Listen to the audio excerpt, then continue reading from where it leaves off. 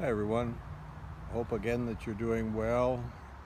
I am thoroughly enjoying this weather in eastern Michigan. I've waited months for this cooler breeze, and I think, if I'm not speaking a little presumptuously, it's finally here.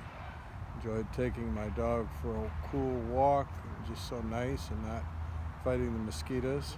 But I want to talk for a moment here about the matter of money. Got into a little exchange today with someone who was telling me about what he considered to be success in life. He says, I will be successful. I know I will be a success when I make more money when I'm sleeping than when I'm awake. And I really have to fight sometimes when people make what I consider to be I'll just say immature statements. And I made some little quip at that time and said that you're already successful. I said, you have your family, you have your health, and I remarked on how I'd heard that all my life and never paid it any attention, but it's true. He's about roughly half my age, and I said, you're already successful in that sense. You're already rich. There's a brief account in the Gospel of Luke, the 12th chapter, where a man comes up and says to Jesus, Jesus, tell my brother to divide the inheritance with me. And Jesus turned to him and said, I'm sure in a stern fashion, man, who made me judge over you or arbiter over such petty matters? And then he turned and said, beware of all kinds of covetousness and greed. For a man's life does not consist in the abundance of his possessions. A person's life is not measured by how much he or she has in the bank, in terms of possessions, material prosperity, collecting things, ownership. Jesus says this is not the measure of a person. This is not the gauge of success. Well, it begs the question, then what is? To be wealthy in God, to be rich toward God. What does that mean? That means what really matters is to have peace with God, to see things as they are, to understand what really counts and what really is that which is worthwhile, that which is of real value. And what is of real value? Well, first and foremost, to know God through his son Jesus. Jesus said in John 14:6, I am the way and the truth and the life. No man comes to the Father but through me. To know God the Father through the Son, and to have the Holy Spirit inside us. This is true wealth. To be right with him. To know that our names are written in heaven. Either you have the Son, or we do not have the Son of God. And to understand the real value of things. People, as we know, and I'll say it again, are much more important than possessions. The people in your life are 1,000 times more in terms of value than the most expensive thing that you have. You may have a diamond ring. You may have your house. You may have just certain things saved away. You have a nice bank account. Your relationships in your life are so much more precious than that. I've never heard a man coming to the end of his life or a woman say, I wished I had more.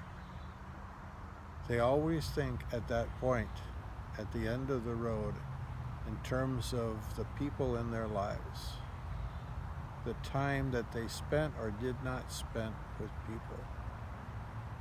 Value the people in your life. And beyond that, even if certain people are no longer there and you continue to miss them, value each and every day. Look at the background in this scene right here. What a beautiful day it is, isn't it? I sound like I'm an older person. I hear myself repeating myself, saying how nice it is to just be alive. But isn't it? To enjoy the trees, to see the birds, to watch the little squirrels gathering their acorns, to enjoy life. James said, what is your life?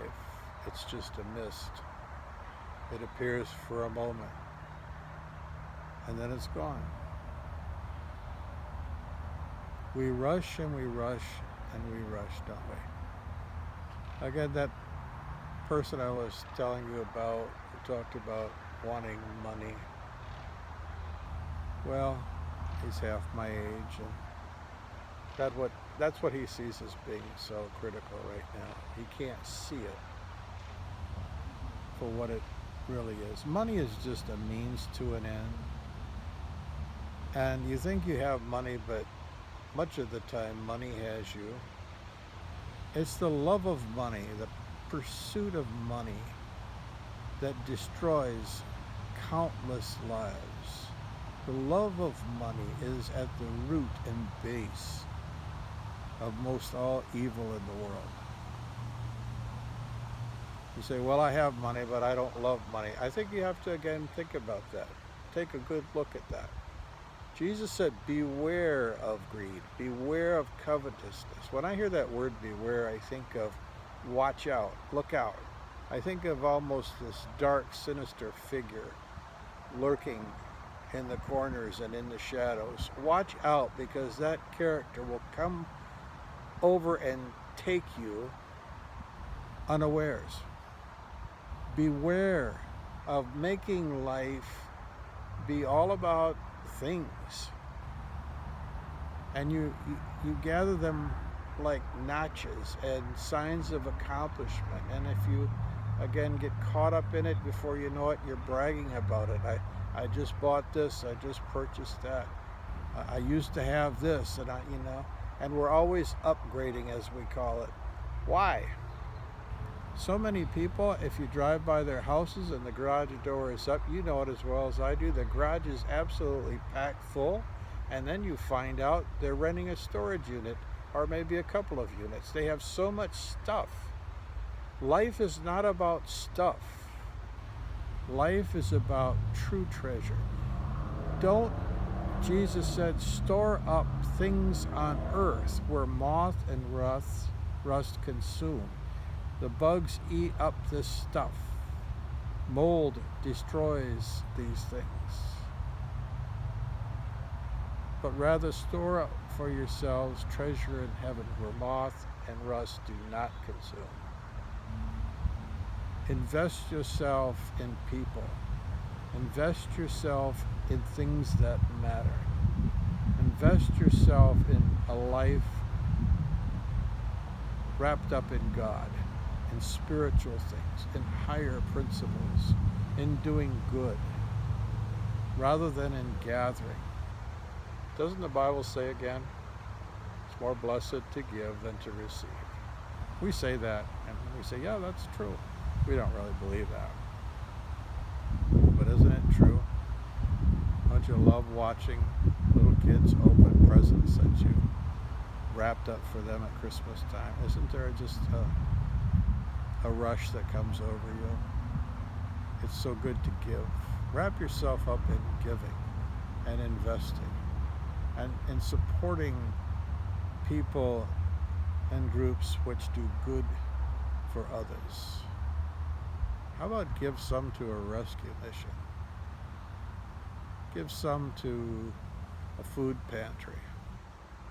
Give of your time once in a while by just visiting a nursing home and walking up and down the hall, putting your hand on their shoulders. The unfortunate and the forgotten ones. More blessed to give than to receive, rather than again measuring your life by things and by accumulation. Measure it in spiritual terms, in more meaningful ways. Let God measure it and enjoy life as He would have you enjoy it. These are some thoughts today about that. Obviously, He got me thinking as I talked to Him. Sometimes, you get in these conversations with people and they get your head spinning. I think it's good. So maybe there's something there for you and some stuff for me there too. Blessings to you. If you have any comments to make, please make them, and like if you like these videos. So blessings once again to you.